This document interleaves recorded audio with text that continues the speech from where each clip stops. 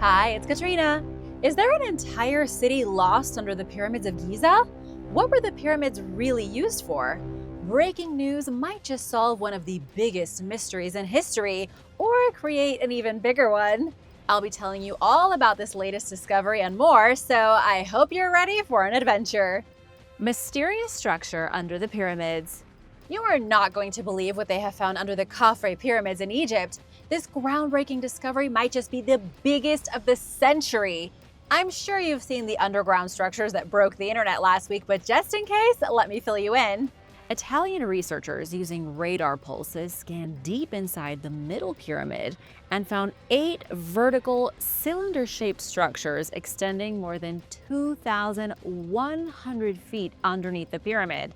And there are more unknown structures 4,000 feet deeper. 4 pairs of enormous cylinders go deep down into the earth with some sort of coiled structure around each one, which could be a path or a tunnel of some kind. And this is just the beginning. Are you excited? I'm excited. Not only that, at the very base of the pyramid in the center, they have found 5 stacked chambers which are identical in size and shape as the king's chamber of the Khufu pyramid, the one right next to it. These are made with huge blocks of red granite brought from hundreds of miles away and stacked very carefully. So there are 5 chambers in the center of the pyramid and then 8 massive cylindrical structures that go deep, deep down into the earth. They could be shafts or pillars. We don't know because we can only see what the scans are showing. And what's under that? Even more. The cylindrical structures dropping deep down into the earth, going to 2 square chambers, which are 80 meters by 80 meters wall to wall. Then beyond that, there is evidence that there are even more structures that go on for another mile or so, all interconnecting under all 3 pyramids. There is so much going on there, the team said there could be an entire hidden city below the pyramids. These cylinders could be the access points. All of this came out in an academic article written by Filippo Biondi and Corrado Malanga in 2022. Remember their names because they're going to be popping up a lot in the next few weeks as more information comes out. They presented their findings at an Italian conference earlier this month, and then the word spread like wildfire. They were not exactly expecting all of this news to go wild so quickly, and they want to present their findings to the public. The fact that this SAR pyramid scan was not done in conjunction with the Egyptian authorities may cause some problems.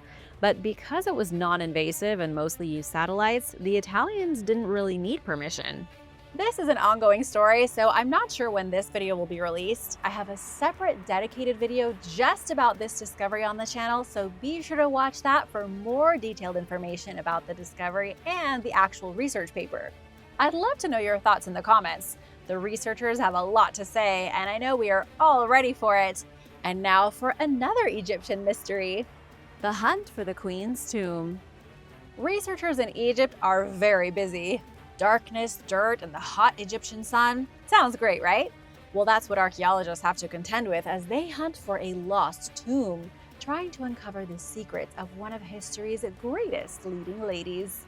Those on the search for Cleopatra's tomb have stumbled upon an epic underground tunnel. This mysterious passage is so impressive, it was supposed to be the top discovery of the day, but then the pyramid scans came out. The problem is that no one can figure out exactly where the tunnel leads. The experts are calling the tunnel a geometric miracle. Hearing that, you might think of high school geometry, but this tunnel is far from boring. Found 43 feet below ground by Kathleen Martinez of the University of Santo Domingo, the tunnel winds underneath a temple in Taposiris Magna. The structure is a whopping 4,281 feet long. To put that into perspective, it's about 14 football fields in length. The Egyptian Ministry of Tourism and Antiquities noted that the design is eerily similar to the ancient tunnel of Eupalinos, a Greek engineering marvel from the 6th century BC. The tunnel of Eupalinos was an aqueduct that workers had to carve through a literal mountain. It was one of the biggest construction projects of the ancient world. The big question is, what was this Egyptian tunnel for? A secret passage to Cleopatra's tomb? That's what everyone's hoping for, at least. I wish there was an easy answer I could give you, but there isn't. Parts of this tunnel are underwater. Between 320 and 1303 AD, a series of earthquakes caused sections of the temple to collapse and sink, turning into an Atlantis-style lost ruin sunken below the sand and flooded with underground water. If the tunnel does lead to Cleopatra's tomb, the whole place might be swimming with the fishes. Kathleen Martinez has been digging at Taposiris Magna since 2004, determined to uncover Cleopatra VII's elusive tomb. So far, she and her team have found clues that would make any history buff's heart race. They've discovered coins with Cleopatra's face, figurines of the goddess Isis, whom Cleopatra loved to associate herself with, and burial shafts containing Greco-Roman graves.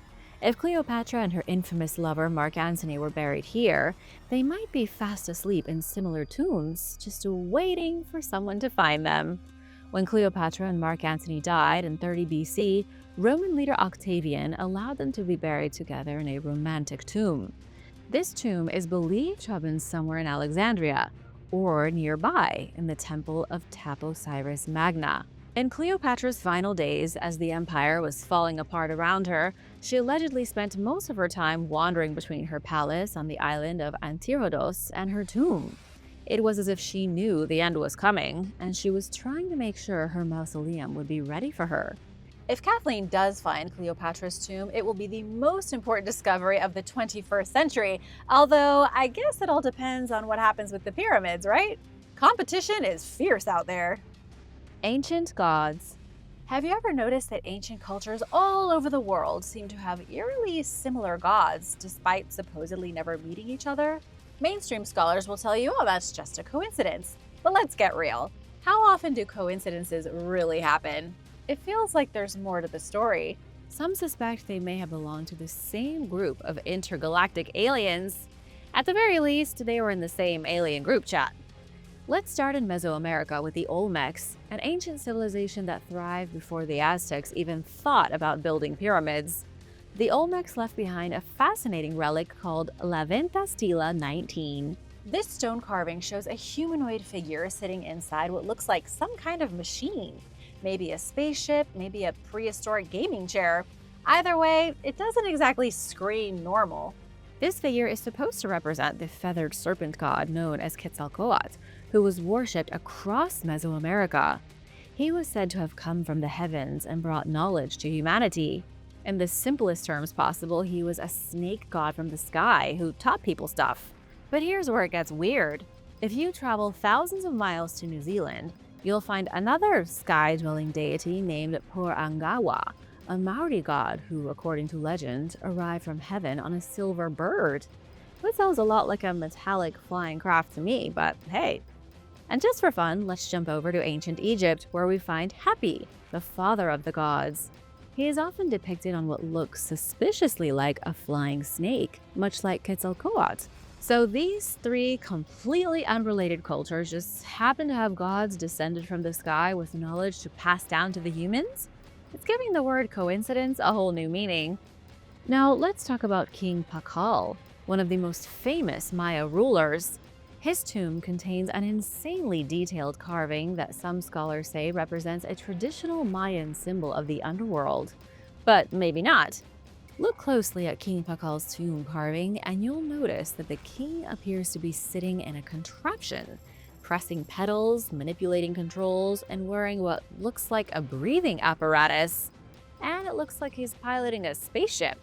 Am I jealous? A little bit. Was King Pakal of the Maya secretly an alien? Or an astronaut? That's for you to decide. Coincidence? Collective imagination? Or is this all evidence of something bigger, like an ancient interstellar cultural exchange program? Historians will say that ancient people were just great storytellers, and maybe they were. But isn't it just a little strange that cultures separated by thousands of miles came up with nearly identical depictions of gods arriving from the sky in flying machines? It's almost as if aliens revealed themselves to early humans, gave them knowledge, and then flew the coop. Were ancient gods just a universal copy-paste mythology? Or were they, astronauts? And now for a quick break because it's shout-out time. I want to give a big thank you to Catherine Baker and Jeff for supporting this channel. We wouldn't be here without you guys. Be sure to subscribe if you haven't already for more videos about the biggest mysteries in history. What really happened to Rasputin? If you think modern political scandals are messy, wait until you hear about Grigory Rasputin, the guy who took undue influence to a whole new level. He was insane, nearly indestructible, and single-handedly brought Russia to its knees. But who was he? And what really happened to Rasputin in the end? Born in 1869 in a Siberian village, Rasputin was just your average guy with a bit of a wild streak. He got into trouble as a youth, married young at 18, and had 7 kids, of which 3 survived. His life took a dramatic turn in 1892 when he decided to go on a spiritual journey. He wasn't technically ordained as a monk, but that didn't stop him from gaining a reputation as a mystical holy man. By the early 1900s, Rasputin was rubbing elbows with the Russian elite, dazzling them with his charisma and supposed healing abilities. When Nicholas II and Alexandra met him, they were instantly hooked. The Tsarina especially became a major fan because Rasputin seemed to be the only one who could help her son Alexei, who suffered from hemophilia. Hemophilia is a genetic disorder that can make even minor injuries life-threatening. But here's the thing about Rasputin's healing powers.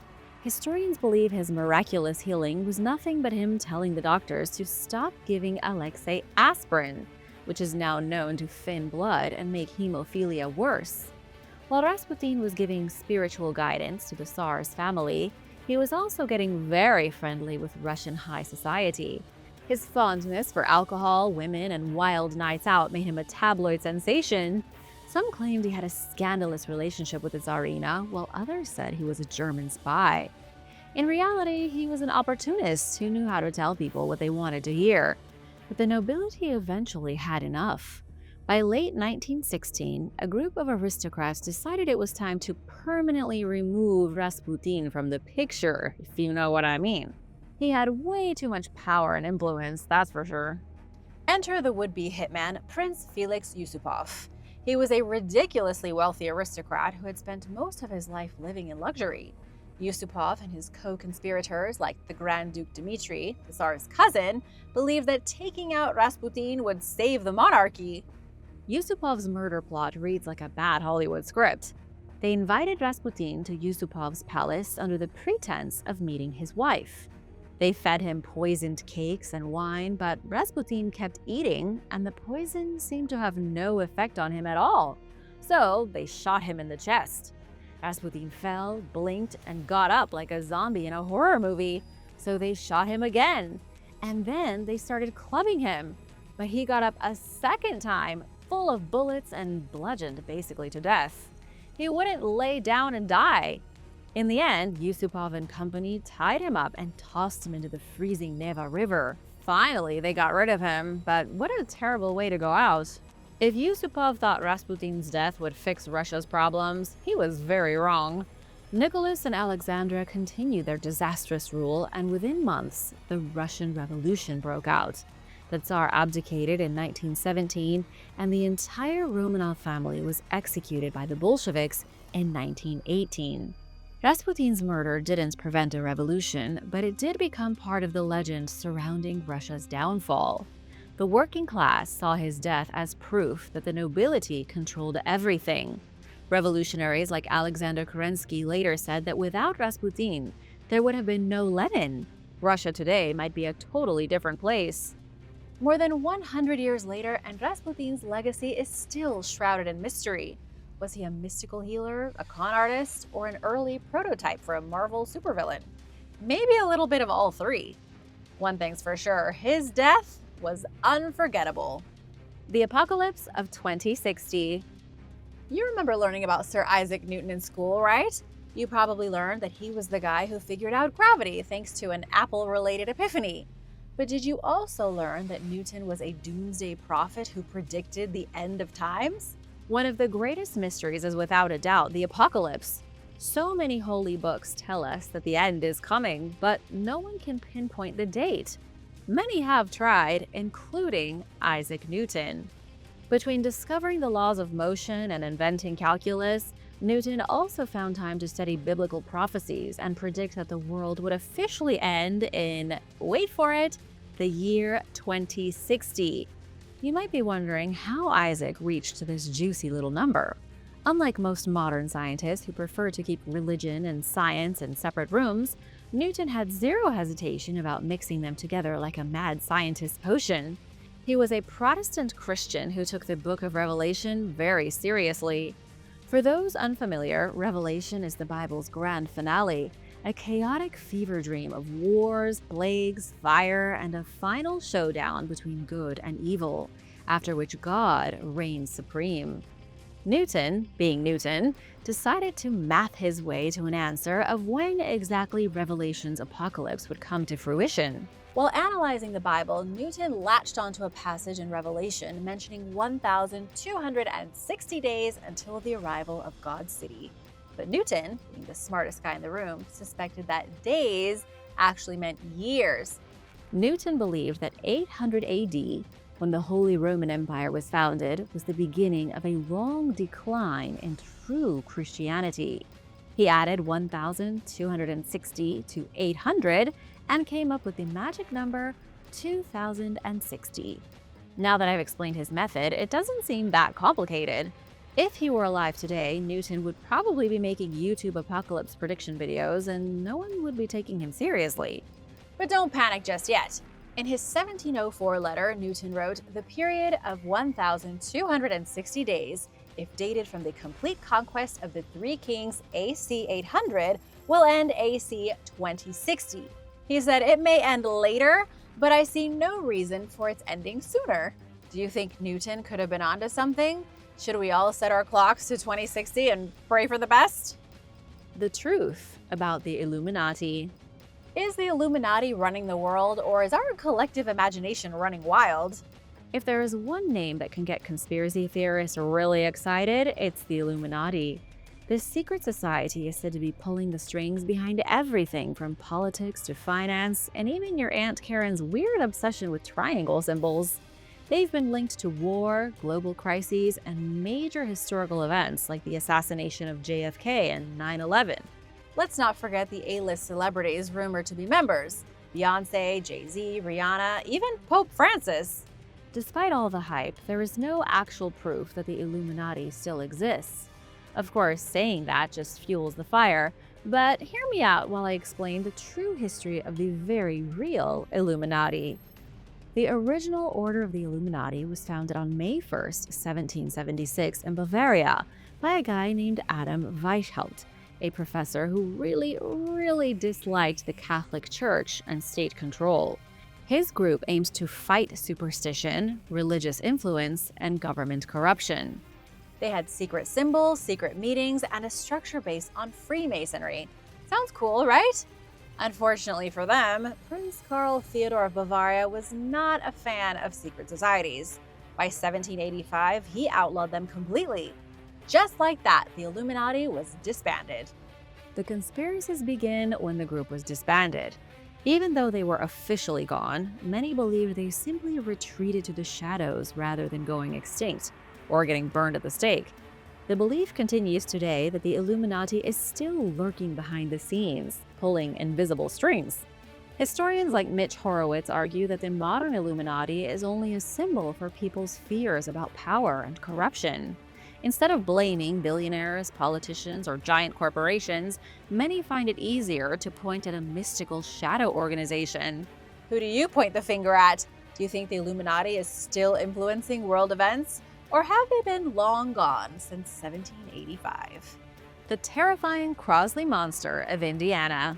It's been too long since I've talked about a cryptid monster, but I'm not interested in the usual Bigfoot tales or Loch Ness Monster sightings today. Let's have some fun. Did you know that Indiana has its very own elusive, possibly real, possibly nightmare-inducing creature? Meet the Crosley Monster, the Hoosier State's answer to the Yeti, with a little extra attitude and a knack for scaring the living daylights out of campers. Nestled deep within the 4,000-acre Crosley Fish and Wildlife Area, this hairy, bipedal enigma has been freaking people out for decades. Some say it's an undiscovered species of freakish animal, and others say it's an interdimensional being. Skeptics say it's just a bear with really bad posture. Is the Crosley Monster really lurking in the Indiana woods, or is it just another campfire story that got way out of hand? Reports of a mysterious hulking creature in the Jennings County woods date to the 1950s. Early stories described a tall, hairy figure spotted by motorists and hunters. But these encounters were mostly vague. Your standard, I saw something huge and terrifying, and now I need to change my pants kind of reports. Then came 2006, when the Crosley monster went from small town gossip, full-blown cryptid celebrity. That summer, 4 teenage boys reported being chased through the woods by a massive red-eyed beast. According to them, this thing wasn't just tall and hairy. It shook trees, howled like a banshee, and dropped onto all fours to chase them at terrifying speeds. Most descriptions paint the Crosley monster as a 7 to 8 foot tall, ape-like creature covered in matted fur with glowing red eyes. It reportedly has the strength to shake trees, the vocal range of a horror movie soundtrack, and the ability to switch between walking upright and sprinting on all fours like some kind of cryptid Olympian. One of the most famous witnesses is Corey Mullican, one of the original teens from the 2006 sighting. Unlike most people who run away from terrifying monsters, Corey had a second encounter while squirrel hunting a few weeks later. During the second encounter, the creature didn't chase him. Instead, it circled him and threw leaves at him. Corey reported hearing the same eerie howls from his first sighting, convincing him that this was the same beast. There are other reports too. A local man in the 1970s saw a dark figure watching him from the tree line like it was deciding whether or not to order him as takeout. Plenty of campers have heard terrifying howls at night, noises that didn't match any known animal. One woman claimed she saw a juvenile version of the creature drinking from a stream before bolting into the woods. Let's say the Crosley monster does exist. What is it? Some cryptozoologists believe the Crosley monster could be an undiscovered species of ape or ancient hominid. Maybe it's a distant cousin of Bigfoot, a leftover species that adapted to the dense Indiana forests. Some fringe theorists argue that cryptids like the Crosley monster aren't animals at all, but instead supernatural entities that can phase in and out of our reality. This would explain why it always vanishes without a trace, and why it has such an unsettling mix of aggression and playfulness. Then again, maybe it's just a bear. Bears can stand on their hind legs. Their eyes do reflect red and flashlight beams, and they can make terrifying sounds when they want to. Could the Crosley monster just be a very confused, very angry bear? Let me know what you think in the comments. The horrifying true tale of Moby Dick. Moby Dick is one of those immortal literary texts like Dracula or the Odyssey, but not many people know that Moby Dick is based on a real event. In 1819, the whale ship Essex set sail from Nantucket, the whaling capital of the world. A year into the voyage, 2,000 miles west of South America, the lookout spotted a pod of whales. This was great news for the crew. Whale oil was essentially the gasoline of the Industrial Revolution, used to fuel lamps and keep machinery running. The whalers launched their boats and got to work, but while they were busy trying to wrangle the smaller whales, a massive 85-foot-long sperm whale appeared to protect them. The whale knew that they were killing his family. According to first mate Owen Chase, the whale was acting as if fired with revenge. Now here's what's interesting about that. Science tells us that whales don't do revenge. Whales are smart, but scientists claim they don't go seeking vendettas like Liam Neeson in whatever his latest movie is. But this whale was the exception. The enormous whale charged the Essex head-on, slamming into it so hard that the ship shook. Then, because one hit wasn't enough, it turned around, gathered speed, and rammed it again. At this point, the sailors realized they were now the prey. The Essex was going down, which meant the remaining 20 crew members had a little problem. They were thousands of miles from land in tiny wooden boats with limited supplies and exactly zero hope. Things were getting grim quickly. What followed was something you never want to experience. Stranded at sea with no land in sight, the Essex survivors had two choices. They could either sail west to the Marquesas Islands or head for South America, a much farther journey. Fearing that the Marquesas Islanders were cannibals, the surviving crew members tried to make it to South America in their little wooden boats. And guess what the crew members ended up doing? Over 3 months of dehydration, starvation, and extreme desperation, the remaining crew ended up eating each other anyway. When rescuers finally found Captain Pollard and Charles Ramsdell, they were gnawing on the bones of their shipmates. 7 men had been eaten. You know you've made some bad life choices when the situation you were avoiding ends up being your exact fate. That was what happened to the crew, but what about the whale? Herman Melville wrote Moby Dick based on what happened to Captain Pollard and the Leviathan beast that sank his ship. While the idea of a vengeful whale is incredibly satisfying, scientists believe the attack was less about revenge and more about self-defense. Sperm whales are highly intelligent and social creatures. The most likely scenario is that the whale was protecting its pod, possibly even a calf, from the whalers. Sperm whales are known to circle their young in a defensive formation, and this particular one may have decided that the best defense was a good offense. But hey, if you were being hunted and harpooned, wouldn't you also snap? The hidden people of Hawaii. What if I told you Hawaii's ancient history involves tiny, superpowered contractors who vanish before sunrise? Deep in the lush forests and hidden valleys of Hawaii, whispers of the Menehune have been passed down for generations. These small but mighty mystery beings are said to be expert builders, pranksters, and possibly the world's first work hard, play hard advocates. Legend has it that the Menehune, standing at just 2 to 3 feet tall, are master craftsmen who can construct stone temples, fish ponds, and roads. They are real-life fantasy dwarves. But who are these elusive little architects? Are they ancient inhabitants of some antediluvian world, complete with elves and dwarves and hobbits? Are they supernatural spirits? The Menehune are said to have dark skin, large eyes, and bushy eyebrows, which supposedly gives them superior night vision. Many believe them to be the first occupants of Hawaii, members of a society of advanced workers that predates known civilization. Their most famous creation is the Menehune Fish Pond, or the Alekoko Fish Pond on the island of Kauai. According to legend, they built the entire thing in one night, moving giant stones across miles and assembling them with precision so flawless, modern engineers are still impressed. I mean, how long does it take you to assemble an IKEA bookshelf? Can you do it in one night? Let alone a fish pond? So that's cool, but where can you find the Menehune today? The short answer is, you can't. Hawaiian folklore claims the Menehune live in the deepest, most remote parts of the islands.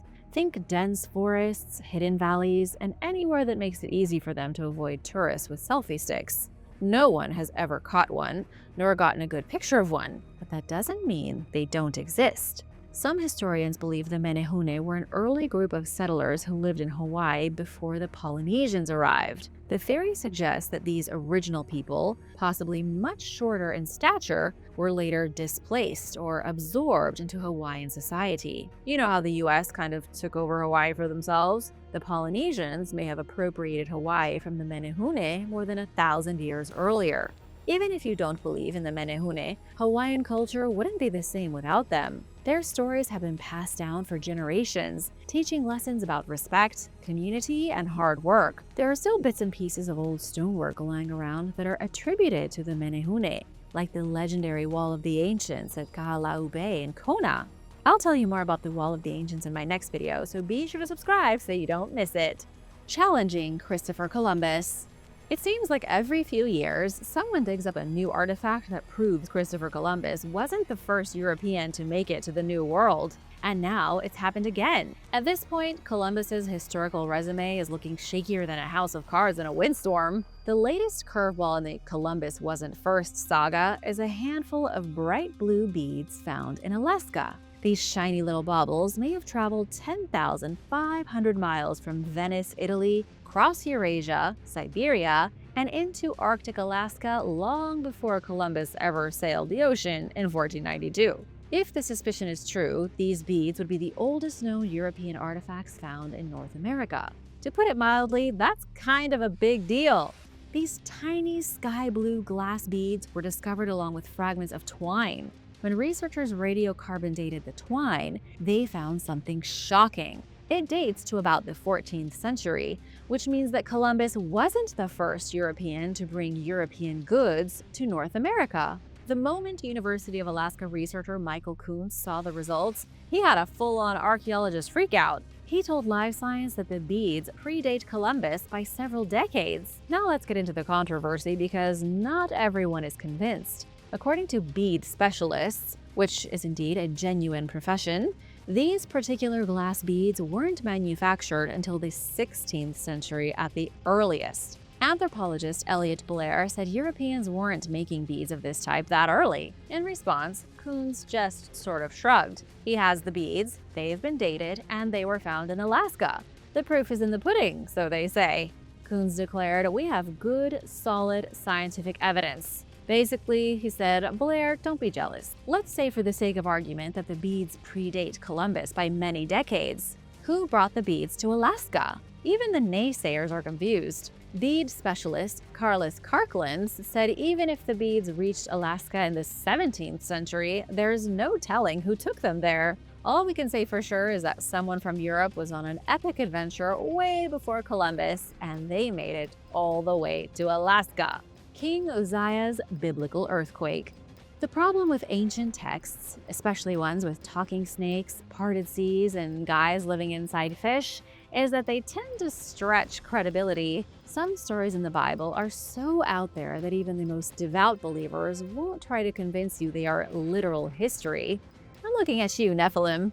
But every now and then, archaeology comes along and surprises everyone by confirming something from the Bible. And that's exactly the case with King Uzziah's legendary earthquake, an event that was written off as biblical embellishment until scientists started digging. And guess what?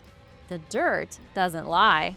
The story goes like this. King Uzziah of Judah had a pretty solid resume. He ruled for 52 years, a lot back then, conquered some enemies, and beefed up his army. The guy was doing well until he made the classic mistake of getting a little too greedy. One day, Uzziah decided that being a powerful king wasn't enough. He wanted priest privileges too. So he waltzed into Solomon's temple to burn incense at the altar. Big mistake. This was a major no-no 3,000 years ago. It was like waltzing into a Michelin star kitchen and telling the head chef you are going to make some Kraft macaroni and cheese dinner. The priests begged him to stop, but Uzziah wasn't having it. He threatened to kill the priests for questioning his divine right. According to the Bible, at that exact moment, an earthquake struck. The ground trembled, a crack appeared in the temple's roof, and a beam of sunlight shot through like a celestial laser pointer, hitting Uzziah right in the face. What happens when God shoots you with a holy laser beam? Leprosy. Instantly. Uzziah went from king to leper in half a second. From that moment on, Uzziah had to live out the rest of his days in isolation, probably wondering if trying to one-up the priests was worth it. That's the biblical story, but did it really happen? For centuries, scholars assumed this was just another morality tale, until archaeologists started finding real evidence of a massive earthquake. A recent excavation uncovered structural damage from around 2,800 years ago, right in the heart of ancient Jerusalem. The signs include collapsed walls, shattered pottery, and major architectural destruction. Something big shook the city, and whatever it was, it didn't involve an army. In fact, evidence of this earthquake has been found all over the region, from Tel Agol to Hazor, Gezer, and even the Dead Sea.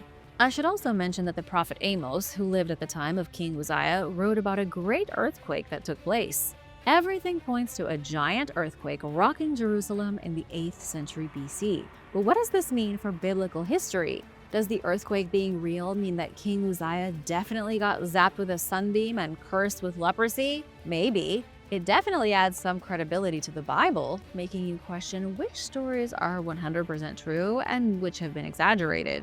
This discovery is a big deal because biblical history is notoriously hard to verify.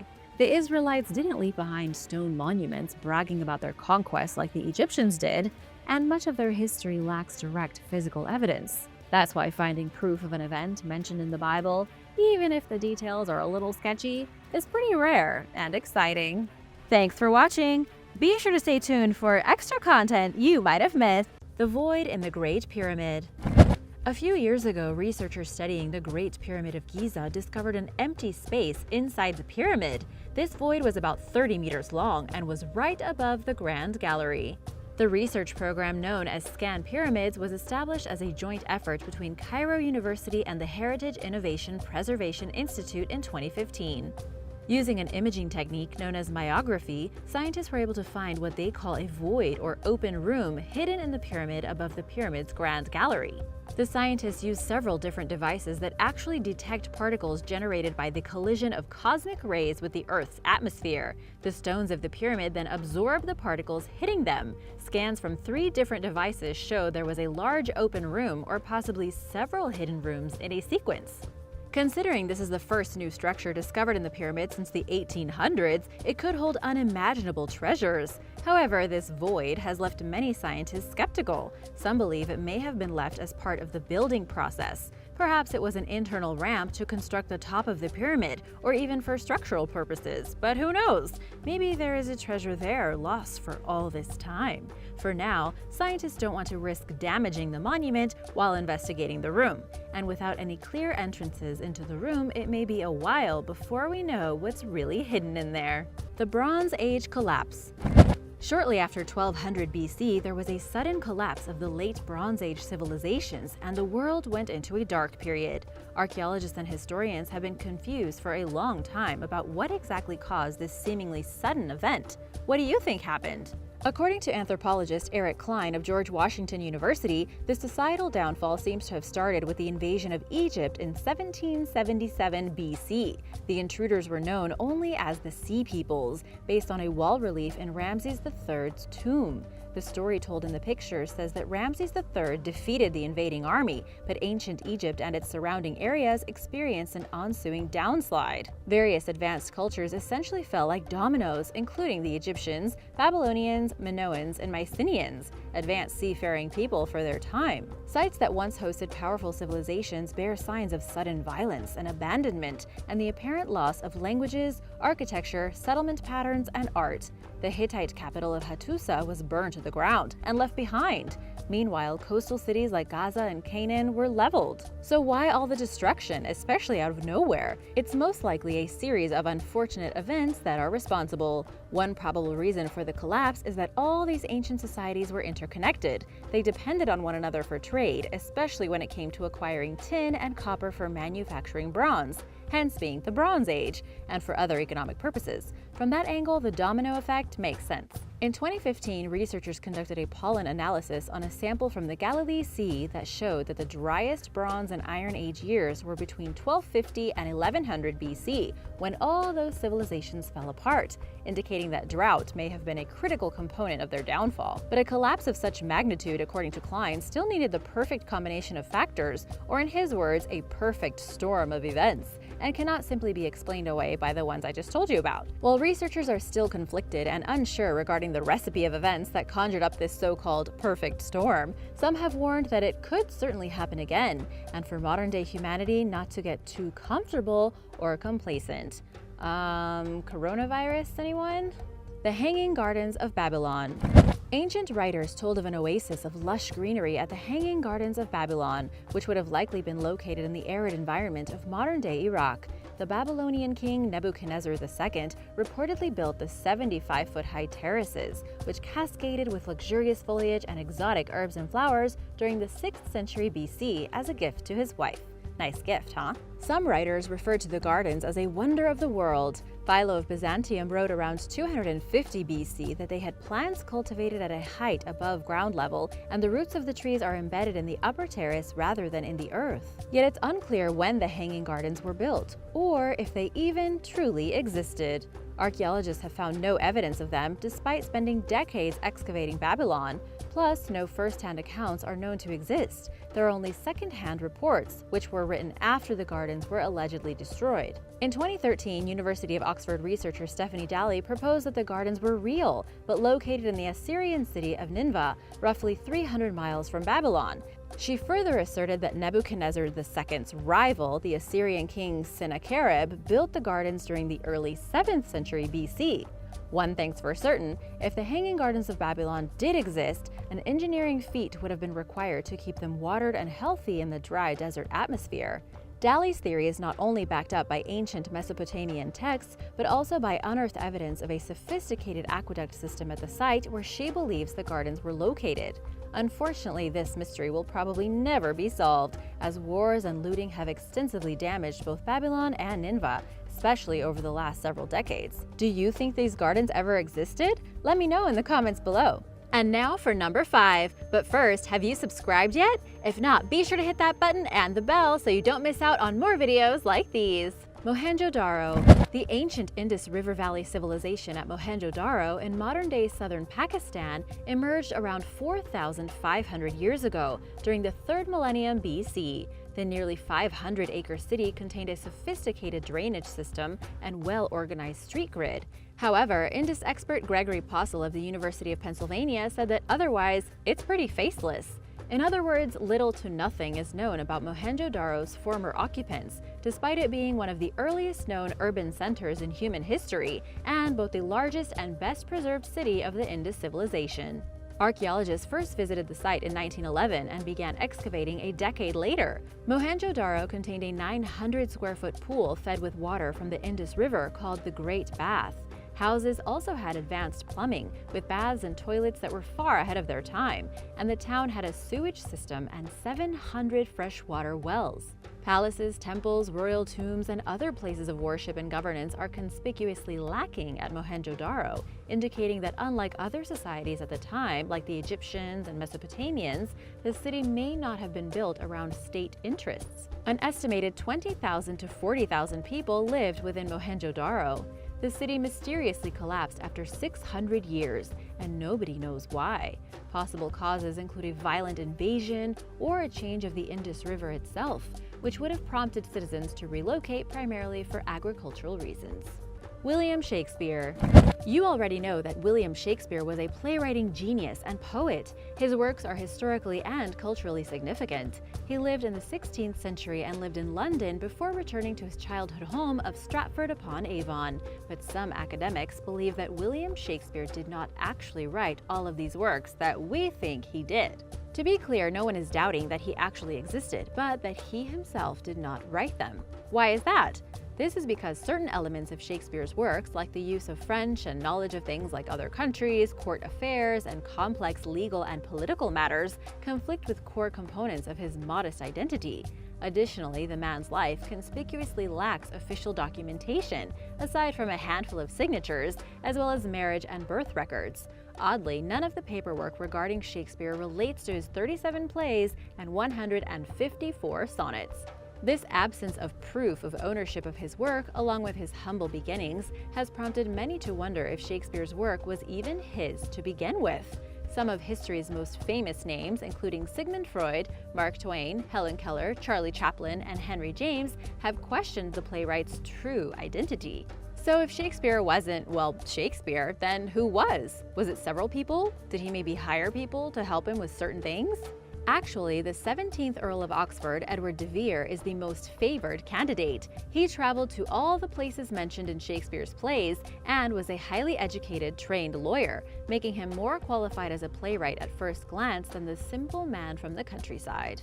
People who support this theory, known as Oxfordians, argue that he may have concealed his identity due to the politically provocative nature of the plays, and because of the apparent shame that may have come along with a career in playwriting. What do you think? Was it Shakespeare? Was it someone else? Or several people? Maybe he was a spy? Let me know what you think in the comments below. The Mary Celeste.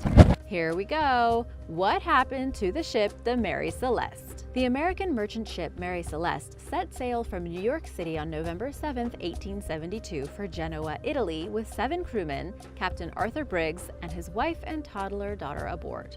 Less than a month later, crew members of the British Dei Gratia spotted the Mary Celeste in choppy waters about 400 miles east of the Azores. Dei Gratia's captain, David Morehouse, was confused by the sight, as the Mary Celeste departed New York 8 days earlier than his ship and should have already reached her destination. He changed course to offer help to the drifting vessel, only to discover that it was empty.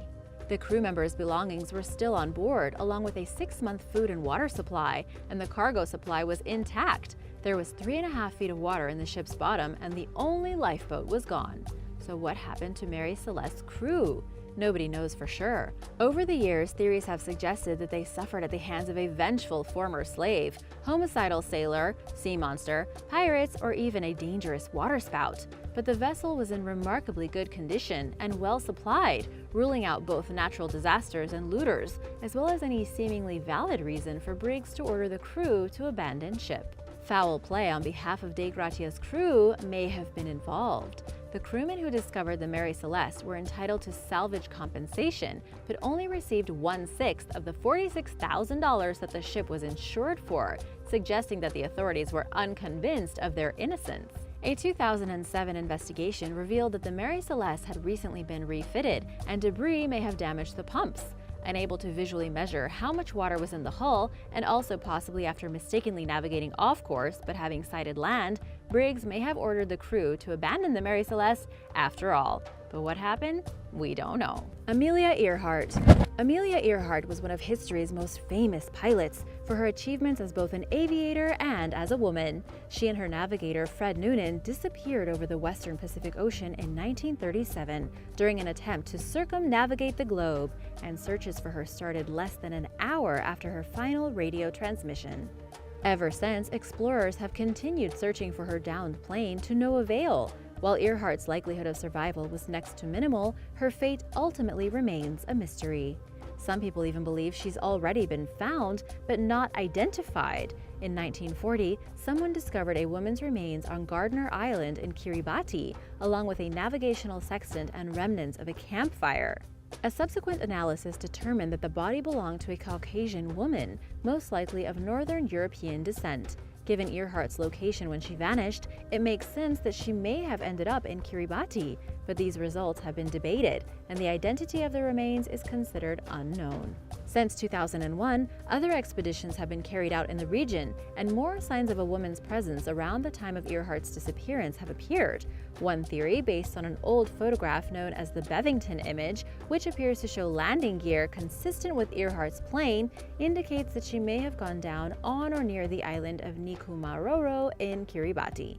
In 2017, a History Channel documentary shared the discovery of a mysterious photo that seems to show Amelia sitting on a dock with her back turned to us, but it was determined that the photo was taken 2 years before her disappearance. Questions remain, and the absence of closure is not for lack of resources. Last year, famed explorer Dr. Robert Ballard led a multi-million-dollar sea, land, and air search in hopes of finally solving the 80-year-old mystery. But the search did not procure even a morsel of Earhart's Lockheed Electra airplane. Despite this, Ballard refused to write the search off as a failure because at the very least it eliminates the region as the plane's possible location. This plane exists, Dr. Ballard told the New York Times in September 2019. It's not the Loch Ness Monster, and it's going to be found. Where are the aliens? The hunt for alien life was summed up in the 1950s by physicist Enrico Fermi, one of the designers of the atomic bomb, when he proposed what is known as the Fermi paradox. It states that there are billions of stars in the universe similar to our sun. These stars have a very high probability of having planets orbiting around them that are similar to our own Earth. If this is likely, then there's a high chance that intelligent life has also developed there. So why haven't we discovered evidence of it yet? The paradox is that even though statistically it is likely that there is extraterrestrial intelligence, there is no evidence. Some equations suggest that there should be as many as 20 civilizations living in our galactic neighborhood, but rather than reaching out to us, maybe they are purposefully keeping quiet. But why would they do this? According to the dark forest theory, all life forms want to stay alive, and there is no way to know if other life forms will destroy you if they get the chance. So the best option is to avoid them altogether. Other theories are that perhaps civilizations on other planets have already died out, that haven't evolved yet, or perhaps we just haven't been looking long enough. What do you think? Let me know in the comments below. Thanks for watching! Would you like to learn about more of history's greatest mysteries? Let me know in the comments below, and be sure to subscribe if you haven't already. See you next time. Bye!